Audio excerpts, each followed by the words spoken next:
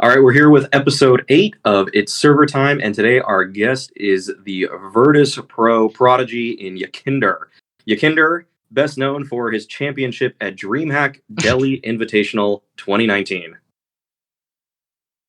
Best known for that. Wow. So yeah, that's just the running gag on the show, of course, just talking about some kind of random event. But you did actually beat Angel in the grand finals of that event. Yeah, and Angel is now switching to Valorant. And I had a question, actually, briefly about that, because Angel has kind of been a mainstay in the CIS scene for a while, but he is now playing Valorant, and he was actually recently on DDK's Immortal Minds podcast talking about when he switched to Valorant, he didn't have a contract at the time in CS. Was there any like general opinion about Angel during that time? Like, he was always touted from Western regions as being like a great IGL, definitely a fragging IGL, like better at fragging than Zeus, maybe not as good of a leader, but just very good in the server. Were there any swirling opinions that people had about him? Because why wasn't he on a team? Yeah, there were like different opinions. Like the most obvious one is when it was 2018 or 17-ish, and he was playing insanely good. It was Hellraiser's lineup, right? Where he had Boxic and Issa there as well. So he played insanely good. Everybody considered him instead of Zeus on Navi.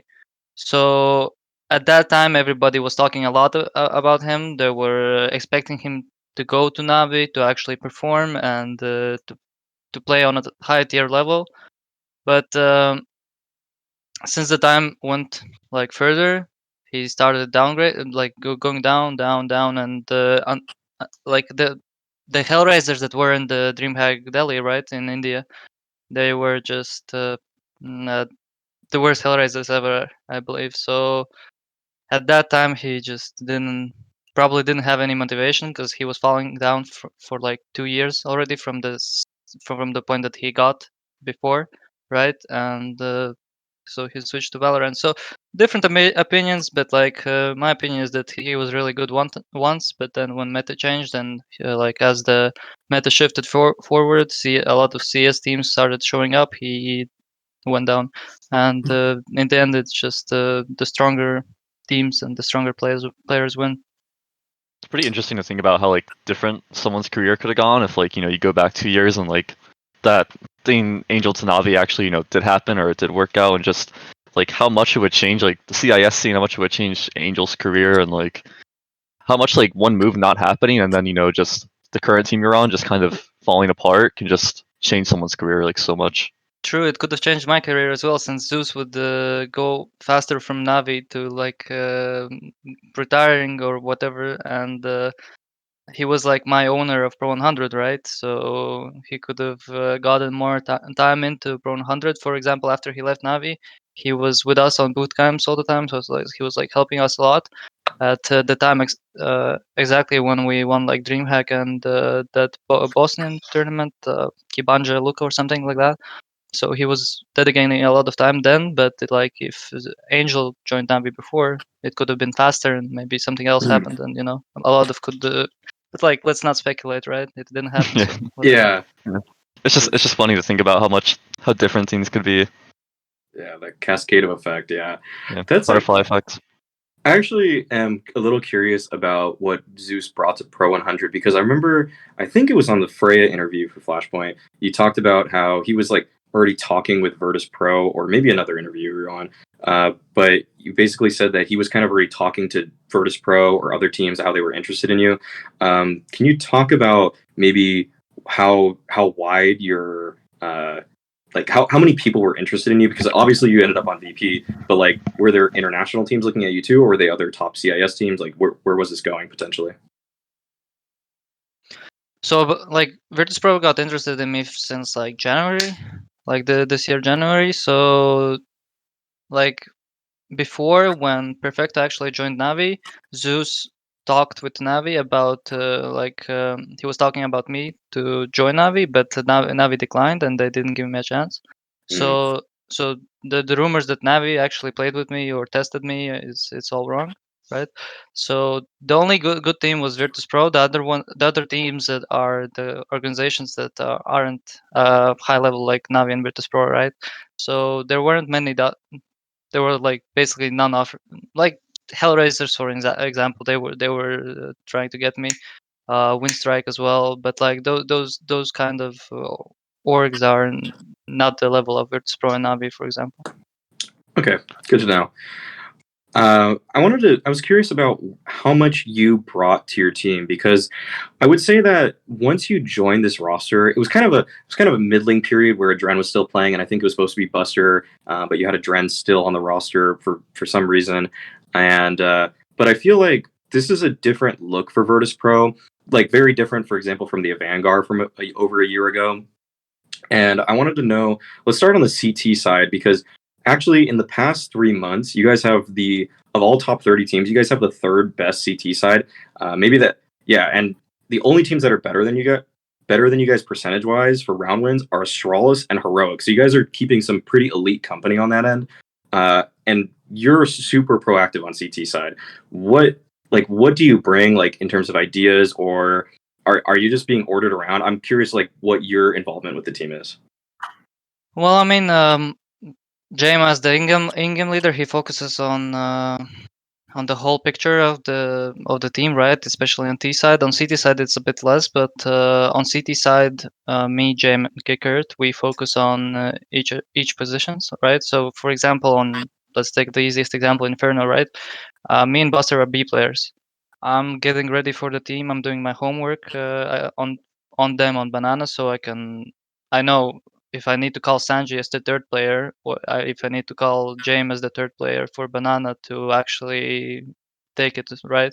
And me and Buster usually, like, I just order him around. I just say what to throw. I say how the enemy plays. We usually take fast Banana control, right?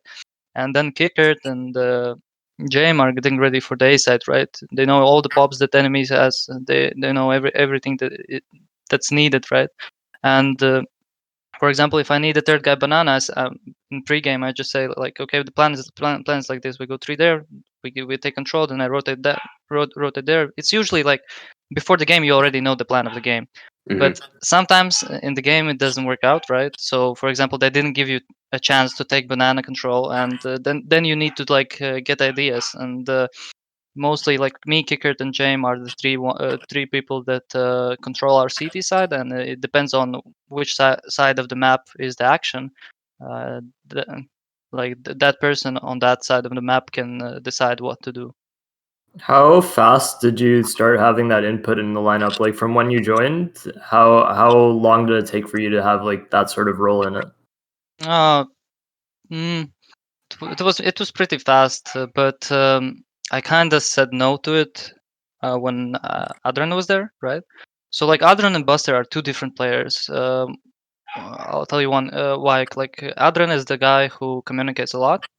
He is giving up a lot of ideas because he was an AJL before, especially, right? He's giving a lot of ideas, a lot like talking initiative and all that, right? And it's James and Kickers as well talking a lot, and there's no room for me to actually like express some thoughts or something, because otherwise it's going to be just fluid in TeamSpeak, right? So now as instead of AdreN came Buster back, right? Buster is the more type of a guy where you just say what is need to be done, he's going to do it, right? So Buster is not that much talkative, but we can move around him nicely, and he just understands. Like he plays sometimes he's like his own game in his spots, right? But you need to control the macro in the, for example, CT side, right? On Inferno again, I need to control the macro in how we take the banana, right? But so that's why it's easier for me to actually give my input, because there's no more AdreN, right? Who talks a lot. Yeah, I think it's a much better fit to have like you being kind of like the like the main kind of call on the other side of the map from James. Sorry, because like when it's AdreN, it's obviously he has like good ideas and he has like a lot of experience. But when like one of your players like you is like by far like the most kind of like active and like aggressive player on the map, that definitely can create kind of like a a divide and kind of like between the calling and the play, because you know that the guy that's like super aggressive and is like taking, you know, like the majority of like the first engagements isn't controlling them necessarily. So you maybe don't feel as comfortable. You're like trying to play around a trend more, and so I definitely felt that like. Yeah, I felt like it was such a better fit once you got kind of Buster, and not because it was like AdreN's fault or anything, but just because naturally, like, it's good to have that guy, like, you know, the guy that's like super aggressive, like, you know, calling in his shots and like kind of calling around himself, and it just makes things like everything more fluid. Yeah, it's actually like really funny because me and Buster are both really aggressive players, right? We understand mostly like in like just a tick, right? We just understand what we need to do. And like with AdreN, I remember I was playing like Inferno B side, the Stu B side. With AdreN was playing middle, I was playing the Stu B side, right?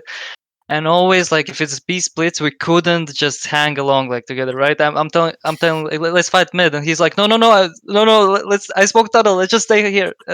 We were always dying one by one somewhere, doing something like completely opposite, right? And it was really hard playing. And then I started like giving up my style of play to do like the the vision how AdreN wants to play, right? But now with Buster, it's a lot easier for me to play as a individual.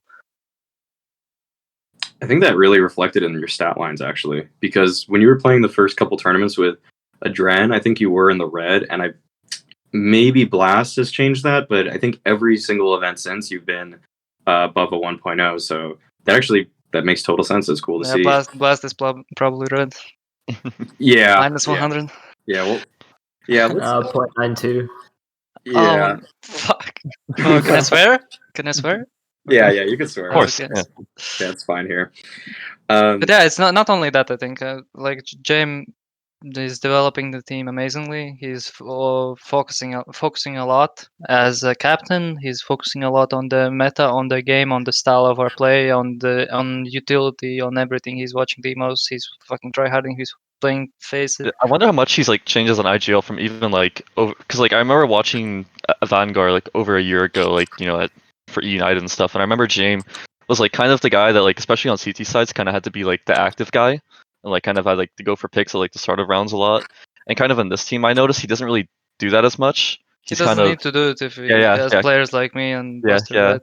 So it feels like it's maybe easier for him to kind of like have an overview of like the map and like kind of control like everything that's going on just as an IGL. Yeah, that's true. But actually, the meta changed as well. Like it's shifted so heavily towards CT side players finding aggression, not oppers, but like the riflers, right? Because, for example, like the Stu like CT side op, right? After you take long, you want to get closer to short, but a lot of teams that just don't give you an opportunity to find kills there, right? So the rifler go close short instead, and the opper is flashing them in, right?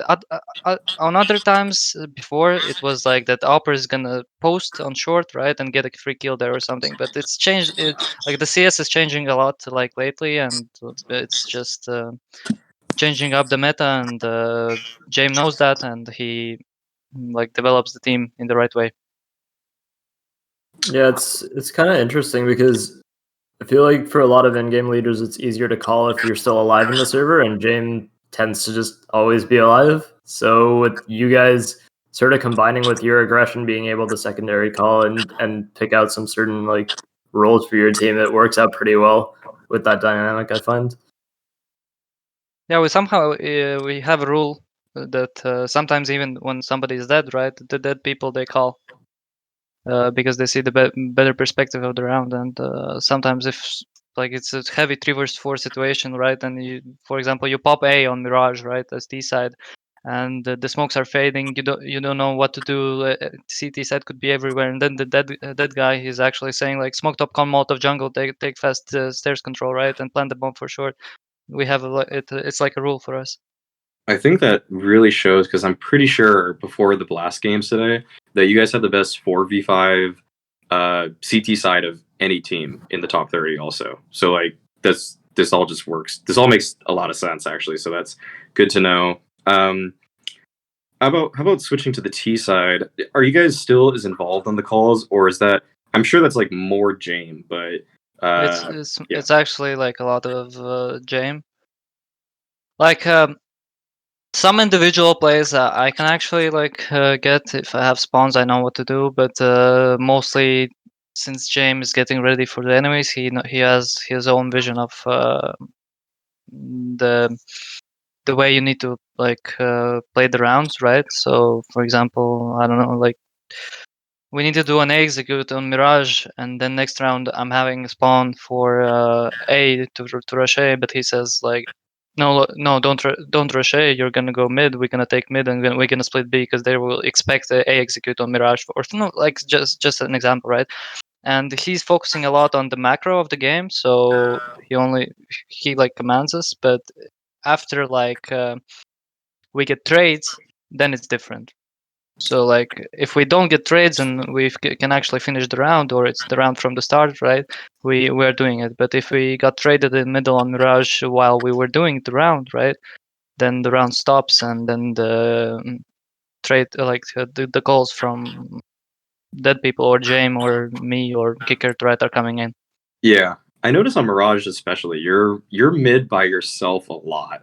So in those moments, you have full control. I'm sure, right? It's not on my individual play, yeah. But I need to do some of the things I need to do. For example, smoke top con or something because my people are popping A's or something, whatever. But like it's people.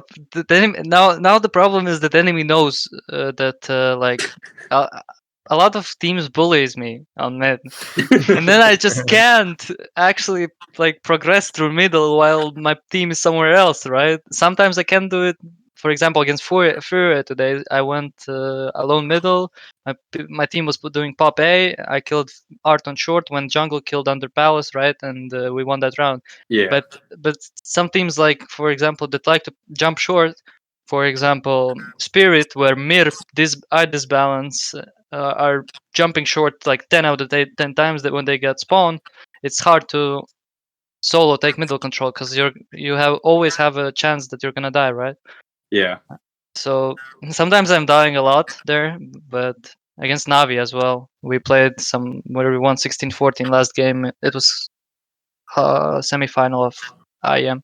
Let's get into Blast. Let's talk about a little bit of what happened today. So you guys just played Furia, and you guys lost on Train, and you lost on Inferno.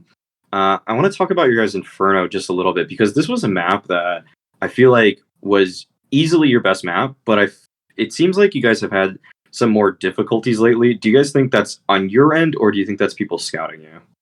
Well, of course, people usually the enemy teams, they check out the stats of the opposing team that they're playing against, right? They see that the strongest map is for the team. For example, how we won Mirage against OG, right? Yeah. Mirage is OG's strongest map. We just prepared it. We know their waypoints. We know what they like to do. The most possible opportunities they're gonna do, and we counter them. We played against them, right? Furia didn't change anything. They they played. They just played the same. But we saw the demos. We knew we're gonna pick Inferno, but like on the server on the demo, it's like two different things. Yeah. And especially like we know that Furia is fucking aggressive. Like, you think I'm aggressive? No, check out Art. And and then just push middle, push banana all the time. We're losing already. We like lost 2 buy rounds, 5-0, 6-0, and it's really hard to adapt. Like, no, it's not easy. It's not hard to adapt, but it's hard to catch the game mentally after that because they're always pushing, always finding those entry kills, and we lost that game mostly because of giving up entries. That's all. That's all. That was our problem. We're gonna fix that, and we're gonna improve. Especially as well, like Furia's style of play with like delaying apps and taking banana control fast. A CT side, that style is not very. Not many teams play like that. It's a unique style, and like the way they play it is really amazing, and props to them. You said in our pre-show that you hadn't, like, you personally have never played against Furia before. Like, what was that aggressive style like, just in terms of like the teams that you usually play in Europe? Wait, I didn't understand. What was their style like for you guys to play against compared to the teams you usually play in Europe? Like, it was really like it was like I joined FPLQ. I'm telling you, I actually queued FPL on Inferno, man. It's like with FURIA, it's weird because it's like they kind of like do similar things every round. Like in terms of like the macro of the map, like they're not really like rushing or like just like doing like super different things across the map. Yeah. It's like art, like they kind of do the same thing every round, but it's just like art just kind of like it just kind of varies in just like kind of slightly different ways. And so it's just, like you know what they're doing, but it's like you know what they're doing, like their macro, like you know what their plan is, but sometimes it's still just like it happened to us on Vertigo once. Like we knew exactly what they were doing every round, but they still ran us over like 16-2 because we just couldn't stop Art. Like he was just being super aggro and annoying. Yeah, that's true. Because like for example, when we played, what was our problem on Inferno, right? After like 6 rounds or 7, we got into the game mentally, like, and it was a lot easier for us. But then Art is on fucking wood or right side banana close with the op holding like, so they take banana control as CT side. And then Art is staying close and Vinny on the other side of close banana. So it's like logs and I don't know what you call it. Half wall? Yeah, no, like closer to T side. Broom closet. Yeah, broom and logs, right? Yeah. So they double stand there. Art with op and fucking broom holding ramp. James thinks he's gonna be car or half wall, right? He flashes over, try to jump out. Art is there with op and healing him. So it's just fucking hard to adapt. The call out there must be like he's opping broom, opping shine. Like you're just like, what? Why is he there? And like I don't know, it's just we never played the team like this. It's fucking experience. It's always good, and I'm glad. Like this event wasn't even the priority for us. So, but I'm glad we got the experience for it. You said some teams are like good at countering what you do. Like for example, on Mirage mid, like some teams are jumping cat and picking you. Like for a team like FURIA, do you think that playing more in Europe, they won't be able to do as much of the things that they've been running around and doing in North America? Like, how do you think that it'll work over there? I believe they're gonna beat the team like once or twice until the team understands how they're playing, and the enemy team is gonna start to adapt and understand their playstyle. Because the problem with what I see with FURIA, especially on CT sides, they're using a lot of utility early, like a lot of utility early. And if the enemy team knows it and knows how to play slow, for example, teams like G2, like Gambit youngsters, like Gambit now, right? They're playing like heavily like slow CS with a lot of like taking map control slowly and then just going R5 somewhere or something like that. We're not that kind of a team, and for us it's pretty hard. But like for a team that's gonna play like the most default CS, like slow CS, right? It's gonna be a lot easier, and if the team knows how to play it, it's gonna be easier for them to beat FURIA. Well, on Mirage, they threw a lot of stuff at you guys, but you were able to handle it there. Like, it feels. Do you think, due to the nature of their style, like I feel like there was one round where you guys were on the T side, and you guys stood top mid, and you waited till about 1 minute and 5 left on the clock, and then you guys double pushed. Yes, and they double pushed at that exact time, and they caught you guys. Like, I'm like. Did you feel like you guys had a read though there? Like you were gonna? Yeah, we actually expected that they're gonna push now, but it was just a really unfortunate timing. Like we were waiting for that. Okay, they're not coming. And then then as soon as we were trying to run boost or something, or we just wanted to swing or something, and at that moment they're just really close and fucking us. Yeah, so that was really good of them. But after it was a little bit easier. Like we understood when they're fighting mid and when they're leaving. Yeah.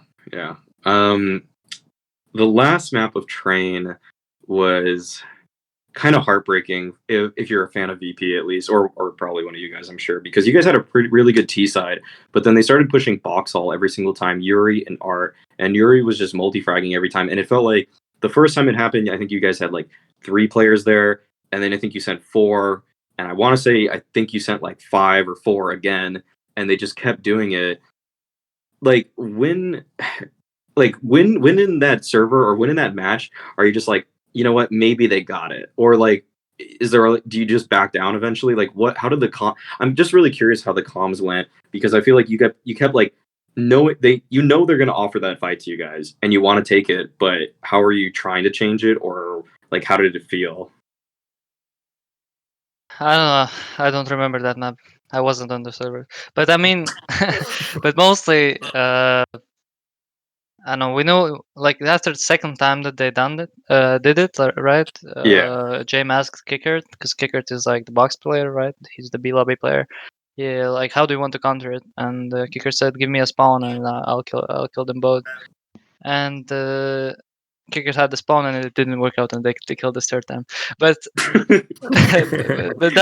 but I mean, we started really good. We had like 6-5-2, 5-3 or 5-2, something like that. You're definitely ahead. Yeah. The problem is, yeah, they did that, but like, I don't know, we just like again, nobody did it before, like, right? The setup that FURIA was doing, like picking up upper and the guy pushing up with the flash on lower, right? It's pretty cool, and we can at least know and expect that now. And if we closed out the half 8-7 at least for them, for example, not 9-6, but 8-7, it would be a totally different game, I think. So we threw the second part of the first half a lot, and but I don't know. We're always watching our games and let's move off FURIA. I was curious. Wait. I was gonna say because I'm speaking the train. It's most about train. It was like because it was the only team in NA that I even saw like pushing box halls a lot like that. Like I remember when we played Gen.G, we literally had to tell because like they would never even push. It was like we knew when they were playing like Daps alone and when Automatic was with him like every time. And so like that compared to playing FURIA where it's like mid round they're just constantly like pressuring you or like flashing with Yuri or like Arch just peeking. It makes you so uncomfortable like on like other areas of the map too, because you know they just at random times they're just gonna peek like upper train for info and shit, and it's just like, and again like so and plus, sorry, I'm totally losing my train of thought here, but yeah, like it just adds so much more to the map in their CT side, pushing box hall besides just pushing upper for kills. Like that's true. But if you expect that, you can. If you expect it, you'll have to. It can still be tough to deal with, especially if they're smart about it. Yeah, but it's three players on A. If you expect them to go B, like the same setup, right? It's 3 players on A. It's a lot easier to execute A and play around D, like on 5-6 smoke, for example. Okay.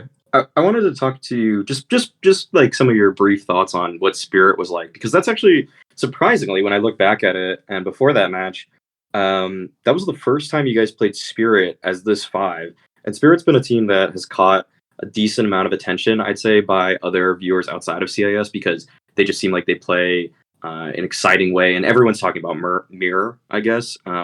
He's definitely like, I would say, like, in terms of people that outside of the CIS region want to see rise up, like everyone on VP and Avi are kind of just like, you guys are all good, but then like Mirror is kind of like, it's like the slight like save Mirror stuff is coming out just a little bit here. How did it feel facing off against them finally with your set 5? Because I know you guys played them a few months ago, but it was like, I think AdreN was still standing in for. Yeah, we were playing with AdreN 2 times against them on the ESL Pro League qual in June.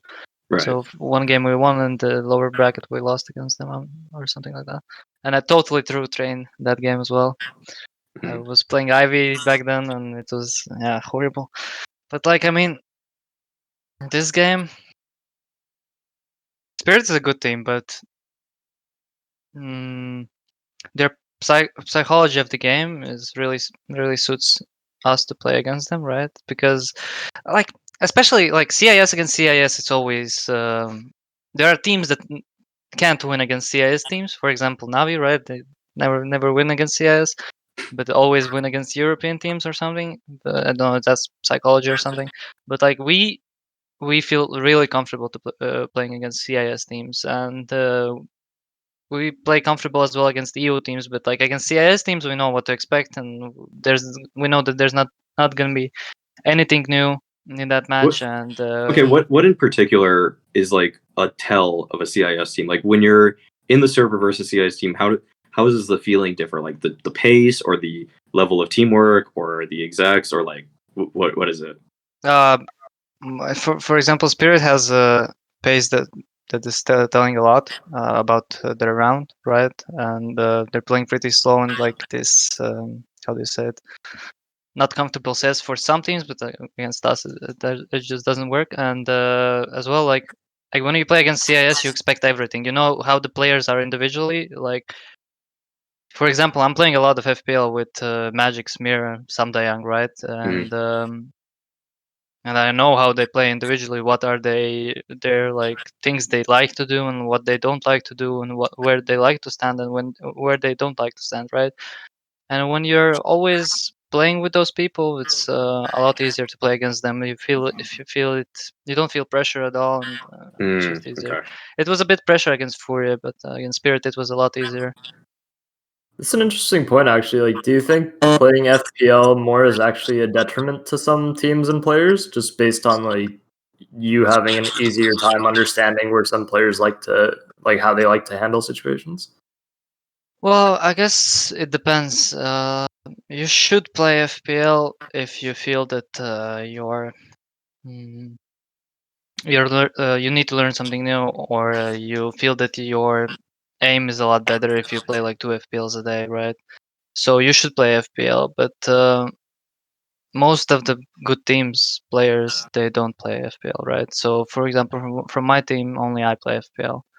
I play like 4 to 5 FPLs a day, and usually I stopped playing like a while ago. Now I'm starting again, but like since I'm playing, I'm seeing, for example, some players like Frozen, for example, right?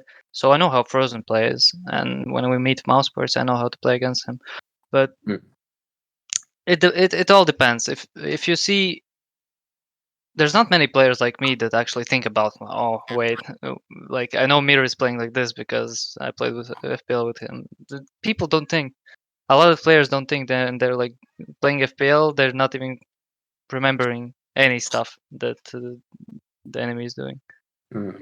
Okay, that's so you can learn from FPL, I guess. Yeah. All right. So you just proved it. All right. Especially against the enemies. It's kind of interesting because Astralis doesn't really play FPL, right? Like most of their players don't play. I know that like they seem to be harder to read for people. Yeah, Zipnex and Bubsky as well sometimes play. Bubsky active lineup. It's always funny to me that like Zipnex was like the one that played FPL like by far the most on the Astralis lineup always. Which I assume there's like something like along the lines of, I'm sure he's like learning, things about other players as well. Yeah, I feel like Zipnex's style fits it really well. Yeah, because you understand how people are going to make some decisions late round. Yeah, maybe. Let's move to our Patreon question then of the week. This is from Bill, and he typed a pretty lengthy his ideas about why he thinks Navi should consider international rosters and moving around their players. One of his main points is simply just that Simple's been going super hard for 3 years now. How much longer can he actually maintain this sort of prime? And he calls for Boomich's and Flamey's heads, essentially. Like, he thinks that those two players should be replaced. I'm interested in your guys' decision, your guys' ideas about, do you guys think this team should go international, or do you guys think that there's really like a problem here, or where do you think this should move? I don't think they should go international. I think there's a plethora of CIS talent, honestly. Like, the pool of players in that region just seem to always keep growing. Like, right now, I disagree. Like, there's definitely players outside of VP and Navi. Like, there's Dexter on Espada, who's really been making a name for himself. He's playing really, really well. There's also just like in general, you have Mur, obviously, but you always have players who are going to come up and fill those gaps. So also, if you've ever listened to Navi's communication, I can't imagine that working in English, let alone like it barely works in Russian. So I don't know about English. Yeah, I just don't see them being able to go international. Yeah, I agree. I totally agree, because like first they're gonna lose a hell of a lot of fans if they go international, like the CIS fans, and they have a lot of them. And second one is the language barrier that is gonna happen for sure. Because I know how Simple communicates in English, and I'm not saying he's bad in English, right? But like the tempo and the precise information that he's giving in Russian language is a lot more higher. For example, in FPL, when I'm playing with him, right, we speak Russian when we stay in clutch situations, right, and I can see the difference between him talking in English and trying and playing with someone like European, and him playing the clutch with Russian, right. So that's like two different like tempos of talking and like understanding of the situation, right. So it's like two like great points. And the third one, as Ate mentioned, there are a lot of CIS players that can are ready to get that opportunity, and they're amazing players as well. So it's just no need for international, as I believe. I think so. All right. I think that's good enough. Let's move into the tournament that a few of us are closer to now. I, of course, am working Flashpoint. Mix won Flashpoint already with Cloud9. They're already the champions of that. But actually, I wanted to go through your route so far, YEKINDAR, through these games. And I think one of them is going to be great to discuss against Cloud9 because we have both sides of it. Actually, we have pretty much all three sides of it because I watched it live. Mix was on the C9 side, and obviously you played in the match. So the first map, Inferno, you guys just steamrolled them. Like, let's be real. It felt like C9 weren't completely ready to play. Like, okay, Mix, why did it feel like you guys just were not ever in that game? I mean, it's just tough, especially like because especially on like the sites, right? Like people are still getting used to like playing with each other, like Esatag and Floppy, especially like on Inferno B side, like they're still trying to get used to playing with each other, like super new to everyone, and like having that like chemistry, especially on a map like Inferno, can be so like up and down. Like if things kind of just start off bad, and like VP's just kind of wrecking you like the first 4 or 5 rounds, and Ricky and Esatag are kind of struggling to find that chemistry and rhythm together on Banana. It's really hard to like climb your way back into that, because especially on Inferno, it's not like there's like a variety of different like ways you can play it, especially on like the CT side. Like you kind of have to stick to a couple different, a few different things. But it was just hard for them to. I think that was just like a prime example of like teams on sites really not having that chemistry yet, especially. YEKINDAR, how did it feel playing them on Inferno? Well, I mean, why we picked Inferno, we know it's a new team, and we know Inferno. Like from our perspective, we were practicing Inferno a lot until we actually got to succeed on it, to actually play good and to understand like the auto rotations and all that stuff, right? So we expected that Cloud9 are not ready to play Inferno, especially against us, because we believe that Inferno was our strongest map. Maybe not now, and as well, I knew that Cloud9 just didn't have B players. Like Floppy played Pit, right? Yeah. He played lane. So, he was the third B player. Okay, he was A player. He was A player, it was right? still a new role. Yeah, it was still a new role. Estek, I don't think Estek was B player as well before. I think Estek played like lane as well or something. But yeah, it was like, I think it's especially tough when you start on CT side. I think maybe it would have been smarter for us to start on T side, because I'm pretty sure that was our decision. But I think it maybe would have made. I think it's easier for like a new team on Inferno to play T side Inferno. I think that's a lot more simpler and easier to like control rotates and stuff, rather than CT side where you're having to just kind of play reacting a lot. You're having to like. It's a lot harder, especially. Yeah, but our CT side is stronger, so. Yeah. I don't want to say anything, but. Yeah, if we started CT, oof. If we won pistol, oof. I think we could have, like, I think that map would have been tough to win either way, but maybe more rounds, like, kind of get into it a bit more. I was sort of hoping for just a straight BM answer from YEKINDAR. Like, how is it to play against Cloud9? Easy. You guys know I never BM. Just in the game, the way you'll play against people. No respect. No, but it was pretty easy actually. That's what I want. That's what we wanted to hear. I'm kidding. No, that's okay. That's okay. Overpass was a lot closer, and I feel like James actually did bail you guys out of that one. I wanted to touch on one thing really quickly because Mix brought it up, just like the fact that about picking sides. I actually wanted to know what the psychology was behind picking sides, because I feel like Dust 2 is a map that's T-sided now. Like it's definitely T-sided. The stats show it. Almost every team is better on their T side. Yet so many teams pick CT side. Why do you guys think that happens?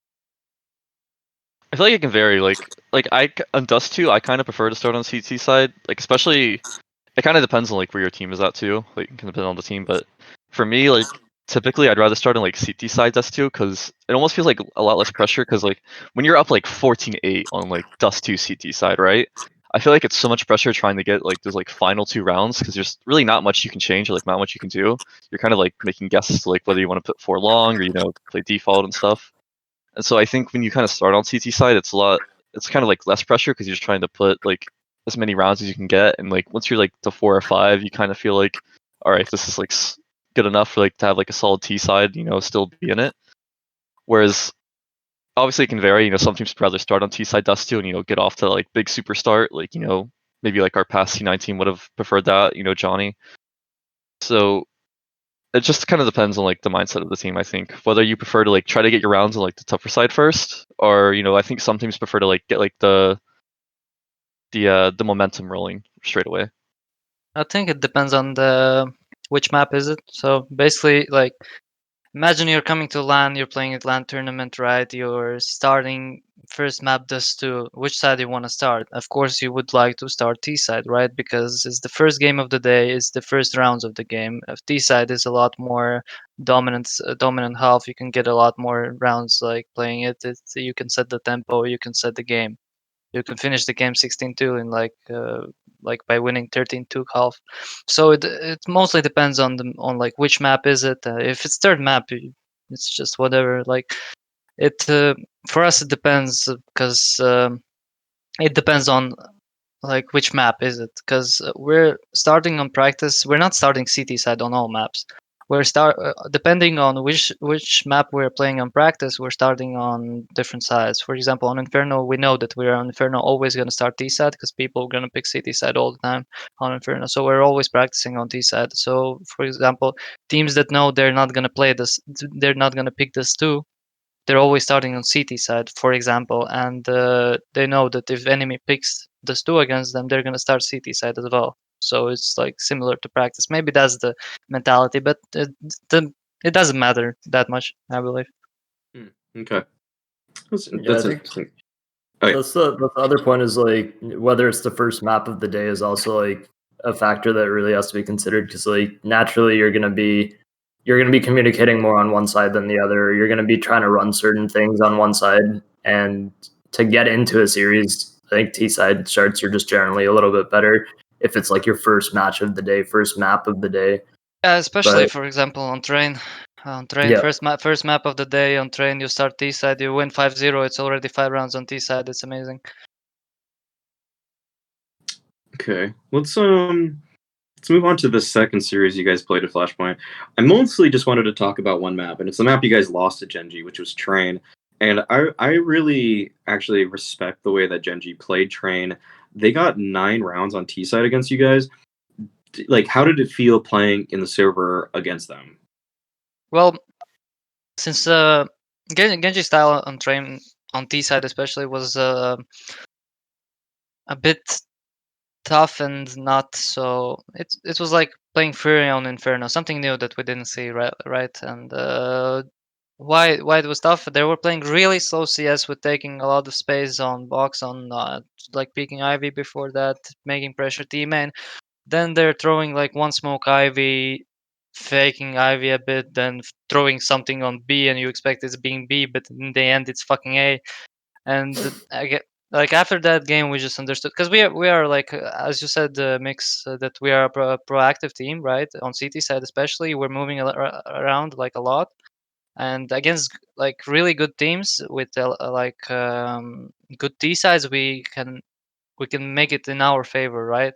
But against teams like Gen.G, we after that game made the decision to actually didn't have the understanding that against some teams you just need to play 3-2, 2 on B, 3 on A, and you just don't move.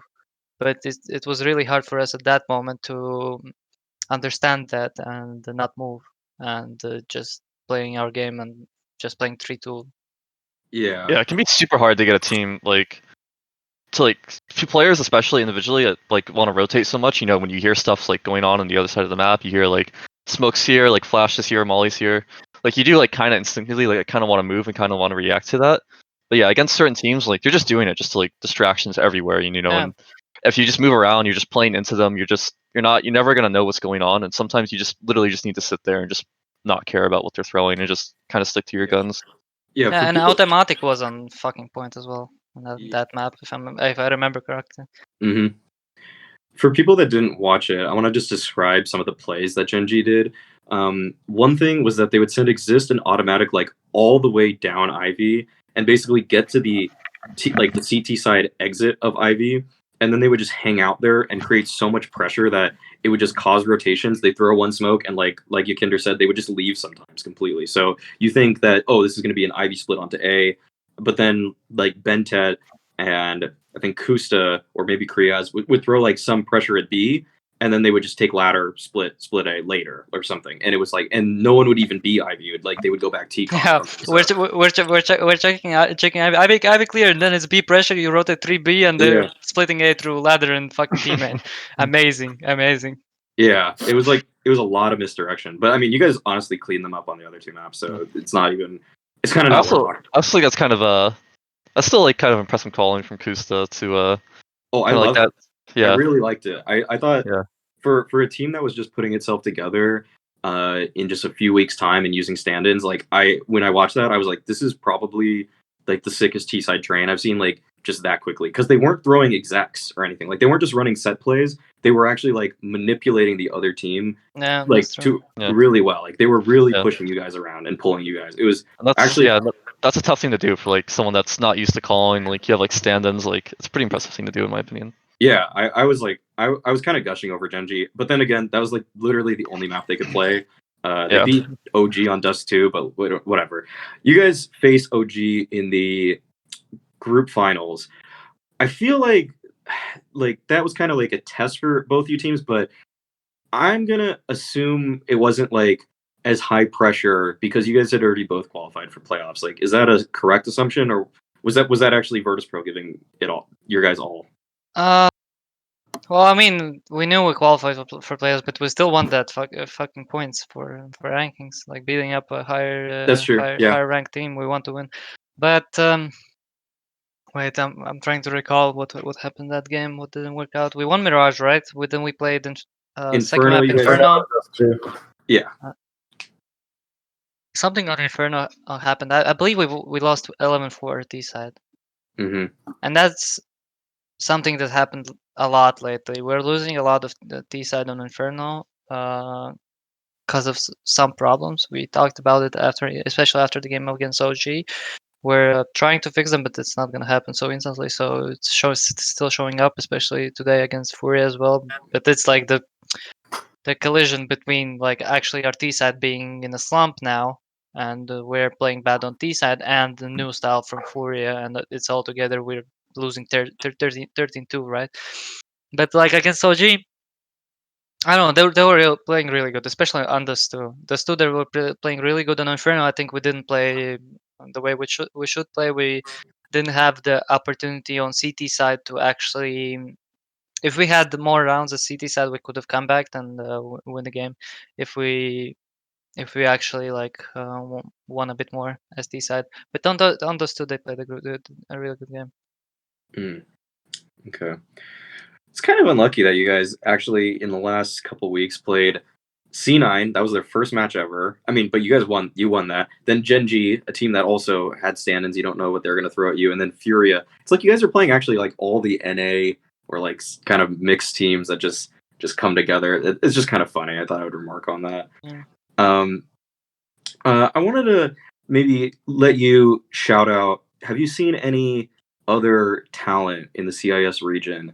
And like what because I think, well, I know that people in the West definitely like, we'll see the guys that rise to the top Like Note mentioned, what's it? Dexter? Dexter, yeah, Dexter, and like we see Murr here and there, but like, are there any other hidden gems in your region that you think will probably be on a top team within maybe a year or maybe a year and a half or so? I know one guy at least, Fame from, I don't know where he's playing now, but he's in FPL. Fame, Russian guy. He's in FPL, and he quite impressed me because I didn't know him before, and there's not a lot of people that I don't know from CIS. And he plays really good. He has SG with Rufire, yeah. Yeah. Yeah, and he's hella good, and his English is on point as well. So maybe he wanted to go international, but I believe there's some rumors that he's gonna go to Strike, if I'm not mistaken. But I don't know. So he's quite good, and other players, I don't know. Like let's go for like Monesi or something. I don't know. But no, but there probably are, but I only know like CIS players from FPL because I play FPL or the teams I play against. Every time I step into a scrim against a CIS team, every other player on the other team is like some of the greatest players I've ever experienced and seen in a server. But you know what's the problem? We never practice CS. So we always play EU or NA teams. Like literally, you scrim Seized and JR a Mirage, and they just absolutely own us more than I've ever been owned in a scrim. And I just don't understand how every CIS team is just incredible. Is there any specific reason you don't scrim CIS teams? Like that you specifically choose to scrim EU? Oh, we actually scrimmed 2 times Cyber Legacy, the only CIS team that we scrimmed. But that's not the point. Before it was CIS minor, why we didn't scrim like CIS teams? Because CIS minor obviously road to major, right? But now it just doesn't matter anymore, I guess. So we could be scrimming, but we are just used to not. Right. And especially with why would we scrim Spirit? Because us and Spirit are now in really rivalous like position where we like it's not decided who is like top 2, right, of CIS if we consider Navi being the first. Mm-hmm. I think right now people would definitely put you above them, but I guess but I guess there is a especially after we won against them on Blast, right? Yeah. But until it's not going to be some LAN final tournament against them, then people won't True.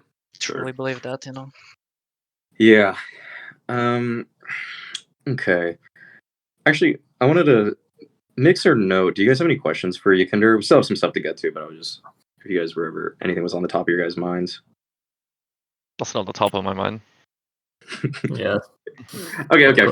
Let's. I don't know, maybe something about my playstyle. How do I get these ideas of pushing up banana on CT side? I did have that written down. I wanted to know, when do you decide to slow down? Like, because I feel like there's so many times, like at the beginning of rounds, you will get aggressive early on, but also like if you guys don't have info, I think there's kind of a stereotype for CIS teams that they will pretty much, even in like 5v4s, they will push a lot when you watch them. Like, do you guys have any do you have any like rules, or do you have any like mentality things, or like do you just think you can do it, or like is there any rhyme or reason to it all? Okay, so let's imagine 5 versus 4. We are on CT side of Inferno, right? Yes. 4 terrorists throwing a B exec, and it's 2 CT side players only there. Yes. 4 terrorists are killing 1 CT side player, and then the 1 CT side player is killing 2 terrorists, and then the 2 terrorists others trade, right? So it's 3 versus 2 on B side on Inferno. And how big is like the percentage of 2 versus 3 win against when you have the B fucking side? It's fucking amazing, amazingly like big. So the thing we are like as you said, the rules that we have, right? We are trying to minimize even if it's a bit more costly, sometimes like you can die and lose some economy. Like you could gather, for example, not pushing and not dying, right? You could win the round like 5-0, right? But sometimes it's a bit more important to get the information and die than actually survive and then just lose to an exec. And yeah, basically. But I'm trying to explain the best, but it's a bit more into mentality of the CS players, I believe, as well. So it sounds pretty similar to like how FURIA handled things with Art. Like the way Art will push just for information, and even if he dies, they have some adaptation or they have like their next setup already ready. Yeah, that's true. For example, for me, if I die on like on many of the maps, if I die, my team doesn't lose anything. Yep. Like okay, they're like 4 versus 5, right? But if I have like if I kill 2 and die, it's gonna be better for them. If I kill 1 and die as well, 4 versus 4, my team knows how to play without me alive, so they don't care. Kind of like a similar thing is like on Nuke at the moment. Like I feel like super in the meta at the moment is like teams like when you throw like the outside smokes and stuff. I think at the moment most teams are gonna like flash through that and like try to fight it, even if you only get one, just because like getting the info you get about the info, how much are going down, and yeah, even like, we how don't much play are there, Nuke, like, but I know that. Yeah. It's like you need the info, like you need to know like what they're actually doing, and so even just getting like a 1-for-1 trade into a 4v4 can put you in actually like a much better position than if you're just left it in a 5v5 and you don't actually know what's going on. You're getting in the mind of the enemy captain, and you're knowing what they're doing. That's it. Yeah, it adds like psychological pressure to the other team because then they're thinking that they spotted 4 of us outside behind the smokes now. Now, do we change what we're doing? Do we keep running lower? I actually do have a question for you now. I'm wondering, like, is there any specific player or players that you watch demos of to sort of emulate or build your style off of? Like, were there specific teams or players you watched to sort of define how you play now? No, not really. Like I watched when I switched positions, I watched a lot of Nico, BlameF type of players, but they're not like their style is not mine, but they really have like good stuff and good understanding of the position that I play. For example, T main and Con on Mirage, right, and T main on Train. So I watched them on like some of the positions, and I watched Electronic, and I didn't feel like that's my style of play, but sometimes I can use something that they did, right? But mostly the plays are coming out of not the demos, but like testing out on FPL. I usually test a lot of things on FPL playing, and a lot of solo things. If it works in FPL, if it's not like the stupidest thing ever, right? If it's, for example, as I drop down from window on Mirage against OG on on CT side with Og, I actually tested out that in FPL like 15 times. I dropped down there, and most of the times I got kills there. So I saw that OG are taking mid control the same as people are taking it on FPL, so I just did the same thing. You see, wait, you're saying you ran the same thing like 15 times in a row in FPL? I mean, like not in a row, but like no, but like not in a row, yeah. Just like every time though. Each 3 rounds, and people would see me under the window and like, what the fuck is he doing? Then raging on me, writing me in chat like somebody. If I don't remember who wrote to me, but like somebody actually wrote me and Steve, what the fuck are you doing? Do you know they can see you from underpass? Like he killed me. It was Rigon from Contact, right, or someone. Yeah. I think it was him. He was running underpass, and I was sitting under window behind the ledge. Oh yeah. So he could have seen my AUG and my arms from the ledge, like from underpass, right? And he kills me. No, he starts shooting my hand. I started jumping like this and trying to run away. He kills me, and then he writes to me in Steam like, "Yo, you know you can see." He can see my arms there. I know. I'm saying, yeah, I know, but like this works against the teams that are running fast mid. They don't run fast underpass. So sorry. But yeah, but at least I know the counters and like all the stuff because I played a lot of it. Yeah, it's good to know like what the counters are, like how people can easily like kill you. So when you watch a team, you know like what teams it'll work against, what teams you need to avoid it against. Yeah. It's good I mean, you say that as long as it's not stupid and you do it in FPL, it can work. But to be clear, this is EU FPL. What works in NA FPL will not work. Some of the things you see people doing that are just they're for content. Yeah, exactly. No, I haven't played an AFPL and I haven't watched it, so I don't know. But I believe. Wait, so you're saying an AFPL is worse than a UFPL in decision making? And Definitely. At the moment, yeah. I'm not that really sure about it. Let's just lately, say you'd have a lot of fun in an AFPL, YEKINDAR. You'd have a lot of fun. It's just because none of the top teams are playing FPL anymore. Like all the FPL people went to Valorant. You know, it's okay. It's a bunch of new people at the moment. They'll learn eventually. It'll be fine. Mm-hmm. Give them time. I was thinking more about like the thing you said, how like in a 5v4 you play the number game goes deeper than just seeing 5v4. It actually goes to like what's the expected outcome of that. Do you guys have that outlined for pretty much most map CT sides? Like I would assume, for example, like you're more comfortable with a 5v4 on train because getting a 4, like if you did push for info on train, you probably should have been okay with them execing B, for example, because like retaking B 5v4, you're probably going to come out on top, I would assume. Like, but does that go as deep for you guys? Like, you guys have like numbers for everything? Not everything, obviously, but we have some certain situations in which we need to gather that information. So, for example, if we know on train, for example, if James is starting Ivy as CT side and he's finding a pick on, let's say, Idis Balance, right, from Spirit. He kills Idis Balance that got ramp boosted by Magix. So it's 5 versus 4. You know Magix is Ivy, and you know where Mir is playing and where Chopper and Samdayang is playing. So like you know Mir is a team main player and you know Chopper and Samdayang is B Halls players, 2 of them. So there's no need in information push in that situation because you already know like what are they doing, right? But on certain scenarios when there's something happening in the map, it's needed because, for example, they're doing some round or setup that you don't know much, but but for example, kicker I'm killing some Dayang on T main on train, right? And kicker can push lower because he killed some Dayang. Because I mean, I killed some Dayang and some Dayang is B householder. So he can use that information to get a lot more information, and we can like close the gaps, you know, like even further. But it depends on the map. It depends on the situation a lot. Okay.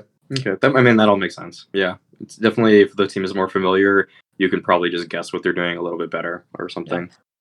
I have a bit of a tangential question, actually. It's like actually not related at all. I'm just wondering what the VP support stuff is like. Like, do you guys have an analyst or like sports psychologist or anything behind you guys? We have an analyst and we have a coach, manager and general manager. 4 people that we communicate with. You have a manager and a GM? Yeah. Yeah, there's usually like a GM that kind of oversees a lot of other things. There's like a manager that like maybe like some of the smaller things, day-to-day team. Book the flights. Something like that, yeah. So no sports psychologist then? No. Okay. What? You seen Henry G's booking our flights? Well, maybe. I don't know. I actually don't know. Yeah, I wouldn't expect he would. Excuse me? Okay. Let's move to the question of the week, which is something I didn't want to do because it's so similar to last week's question, but it's something that's just been on Reddit, and like kind of even 3 Clicks Philip made a video about this, which is just essentially, is the Deagle overpowered? Does it need to be changed?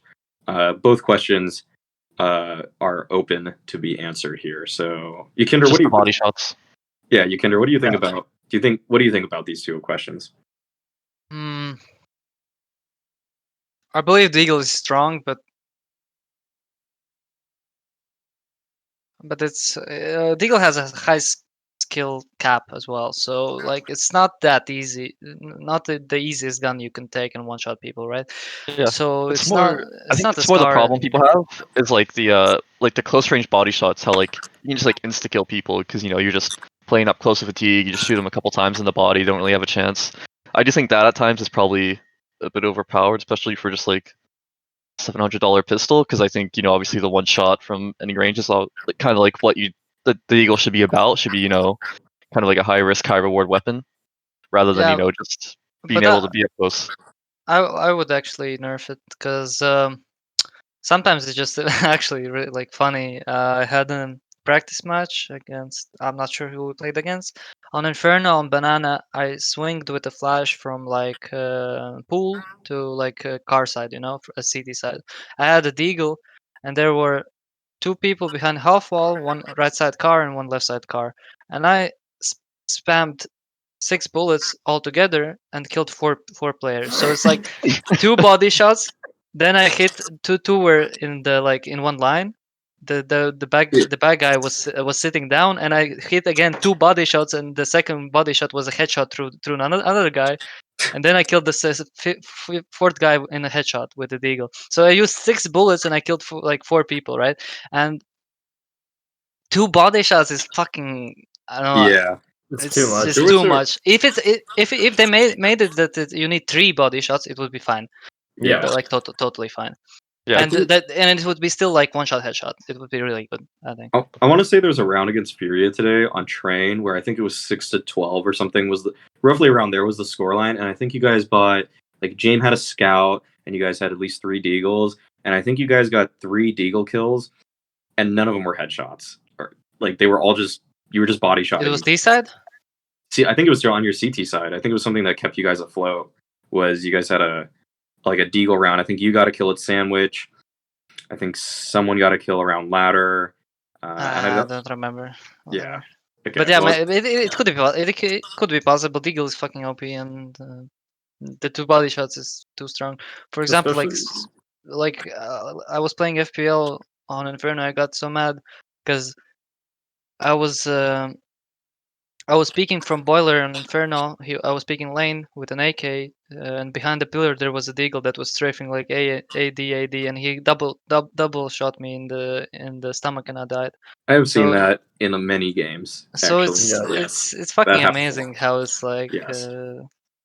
Especially if you have it on T side with body armor, like you can double body shot a CT fast. Like I think the timing for double shotting a CT with armor is the same as them hitting you with 4 bullets from an M4.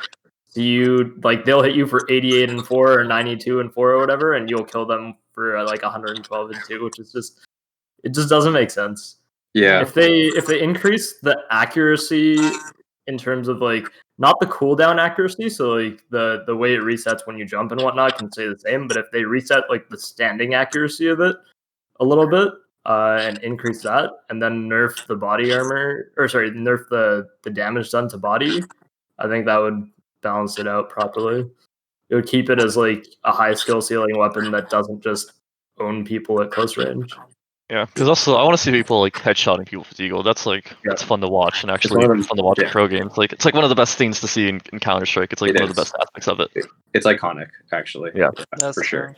So I feel like 700 is like good. It used to be 800, right? I feel like that was 750, right? Or wasn't it? Or I'm pretty sure it's 800. Price was ever different. No, I don't. Yeah, it was. It was. The R8 is 800. No, I'm telling you, it used to be 800 and then it went down to 700. Was it really? How long ago are we talking here? Like when the game released? Because I don't remember this at all. I'm pretty sure it was 650 in other versions of Counter-Strike. Yeah, that's all I remember. Yeah, Mix is just old school. That's all. 800 is like this guy's buying all the bullets for it or something. I think it was 800 at the start. At the very start of CSGO. Yeah, but I'm not sure. I didn't play at that time. Yeah, actually, YEKINDAR, I wanted to get a little bit more. We didn't talk as much as maybe I was curious a little bit more about your history. Let's probably close with this. So you're on VP. You were on Pro 100 before this, and then the team before that I had never heard of.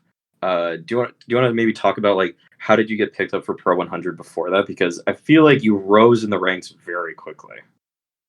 I don't know. I was playing. I was playing like LANs, like Latvian LANs, and like computer clubs. Then I was winning 1v1 and 2v2 tournaments there with my friends, and some Latvian stack with like great players that actually are like now a lot lower than me, right? But like at that, like HLTV players that played some cups, you know, like Stream Me Gauntlet. There was a cup like this that was called, right? It's an old cup now. It's not happening anymore. And they called me on playing a qual for Lithuanian LAN, right? So I showed up on that LAN. We lost, but I played pretty good, and then I showed up on LAN in Estonia. So not in Latvia, right? But in Lithuania and Estonia. And then people saw that I actually go to LANs, that I play there, and Hooch from Elements Pro Gaming, which is the team that you probably never heard of. He called me for a test in that lineup. We didn't know each other. I didn't know anyone from there, but he saw a clip where I was making a cartwheel, not a cartwheel, but I don't know. I was going on Lithuanian LAN like on stage and like doing I don't know how it's called, like flip A or front something. flip? Yeah. I'm not sure how it's. You did a somersault on a LAN stage, and an IGL said that he wants that guy. That guy. He said So- we need an idiot on team that's gonna go do stupid stuff and get us entries. And then they saw the clip and yeah, that's what I'm talking about. Let's do it. That's actually amazing. Yeah, and then I was playing there with Nickelback, who joined me in Pro 100 later. I was playing with Ellie and Hooch, and at that time it was Space. Space, you know Space? No. It I'm was, just thinking of all these usernames are so ridiculous in the CIS. Yeah, Nickelback especially, man. It's fucking Why retarded. is his name Nickelback? Why is that his username? It reminds him of the band? That was a pun. No, it's from That the was lyrics, a pun. dude. Yeah. Every time he looks at this photograph. Yeah. Oh But my no, God. like I played there for like 7 months and learned a lot. I got from like from shit player to average player, and then we kicked Nickelback because Hooch was mad at him, and Nickelback won us for. In the last game of it was we had 2-2 score. I don't know what's the system called, GSL system or something, where you get 3 wins. If you got 3 wins, you Swiss. go Swiss, yeah. So we were 2-2 us and the Monolith. Monolith was like Nickelback's team. It was pretty shit, but we lost to it anyway. And Nickelback was laughing so hard. They qualified for the London minor at that moment, Face It minor, and one of the Monolith guys they couldn't get a visa, and they asked me to stand in because I'm European and I can go to Great Britain like freely. I went there, showed myself there. Then Force asked me to play for them, and I try out for Force. It was pretty cool, but the contract was pretty shit. So I didn't sign it, and then Pro 100 asked me to test for them. I played with them. I didn't like it. It was shit. I said I'm not gonna play with you. But then we qualified for Toyota Bangkok, and then I signed the deal. So you didn't want to play. So you're saying you didn't want to play for Pro 100? Yeah, but then we won Spirit in the final of that qual for Toyota. So everything could have been different. So you joined only because you qualified for a LAN? Yeah. Sorry to interrupt, but You're still on it. You find the December $100, Deagle? December 10th, 2014. Reduced price of Desert Eagle to $700. You're welcome. Oh, wow. Okay. All right. Fair enough. Okay, Great. boomer. Wow. What's the deal with why does every CIS player have so many of them at least have ridiculous usernames? There's Facecrack, there's Nickelback, there's World Edit, which just like is just strange in itself. Dude, I know the reason why. I just think of Minecraft when I think World Edit. World honestly. Edit is from actually since I played with him in a team. I know. Yeah, that's from Warcraft 3. Yeah. Interesting. World that's his sick Editor, name. I don't know but what you're he talking didn't about. like World Editor, so he World Edit. And Yeah. it's my. Do you like it's my? It's my. You know him? It's my. Yeah, it's my. No.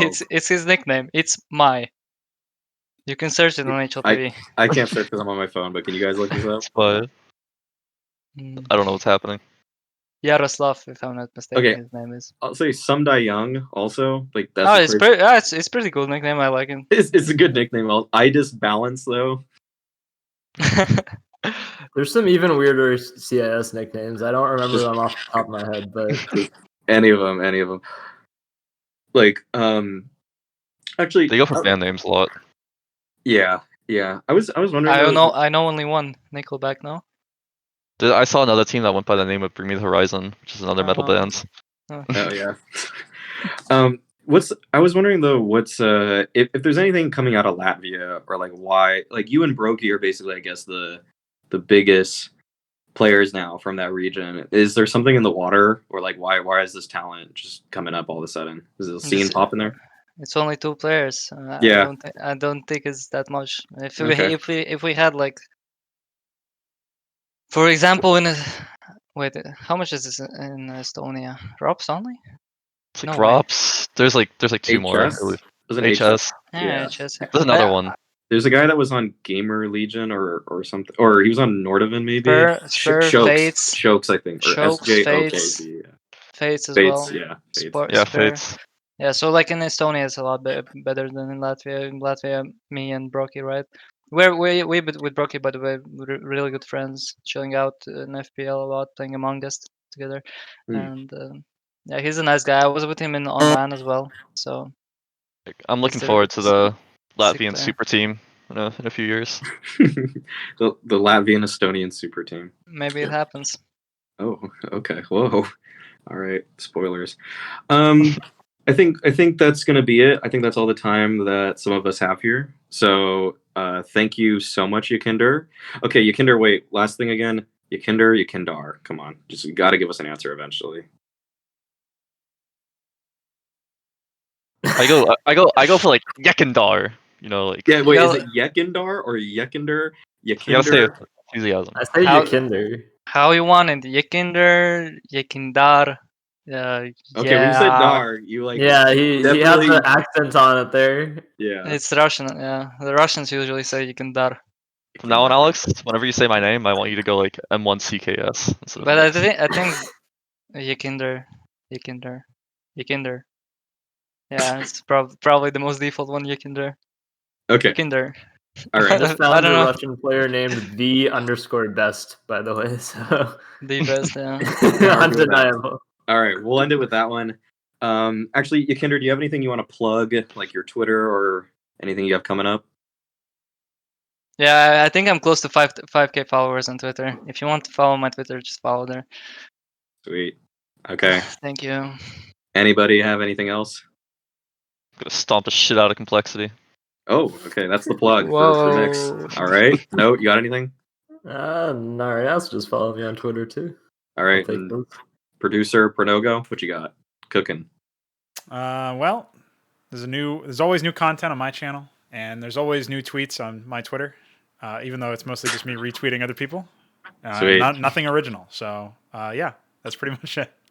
All right. My plugs are like and subscribe, comment for the algorithm, subscribe to the Patreon too if you're interested, and that's it. And oh yeah, listen on Spotify and Apple if you guys want to. Yeah, that's great.